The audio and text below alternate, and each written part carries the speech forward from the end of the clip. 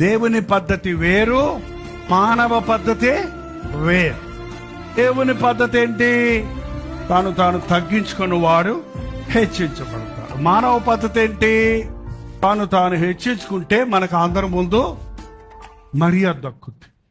చాలా మంది జీవితాల్లో ఇంట్లో పిల్లంట, బయటకు వెళ్తే మానవుల పద్ధతి వేరండి. గివ్ అండ్ టేక్, లాభ నష్టాలు చూసుకునే వాళ్ళు మానవ పద్ధతి. డబ్బుకు ప్రాధాన్యత ఇచ్చేవాళ్ళు మానవ పద్ధతి. మనుషులను సంతోష పెట్టేవాళ్ళు మానవ పద్ధతి. లాభాలు చూసుకునే వాళ్ళు మానవ పద్ధతి. స్వార్థ ప్రియులు మానవులు. మానవుల పద్ధతిలో ఉన్నావా? దేవుని చేత ఆశీర్వదించబడిన ఎఫ్రాయిము, లేక దేవుని పద్ధతిలో ఉన్నావా? దేవుని పద్ధతి ఏంటి?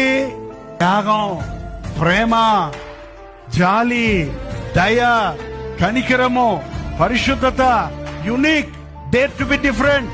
నువ్వు ప్రత్యేకంగా ఉండటానికి ఆశపడేవాడు కొట్టావు. క్రైస్తవులు ఎక్కడ ప్రత్యేకంగా ఉన్నారు?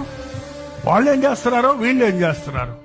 వాళ్ళకి ఎంటర్టైన్మెంట్ సినిమా, నీకు ఎంటర్టైన్మెంట్ సినిమా. వాళ్ళకి ఆనందం బ్రాంతి విస్కీలు, క్రైస్తవులకి ఇవాళ ఏ మత్తు పదార్థాలు. నో, ప్రభువునందు ఆనందించాలి. లేదు, నీ దేహాన్ని దేవాలయంగా కావాలి. దయచేసి మీలో ఏమైనా మానవ అందరితో ఉండే పద్ధతులు, లోకంలో మీ ఫ్రెండ్స్ తో పాటు మీరు ఒకేలాగా ఉంటే, అన్ని విషయాల్లో వాళ్ళతో పాటు ఏకీవిస్తున్న వారికి ఉంటే, దేవుడు మీ విషయమై దుఃఖిస్తున్నాడు.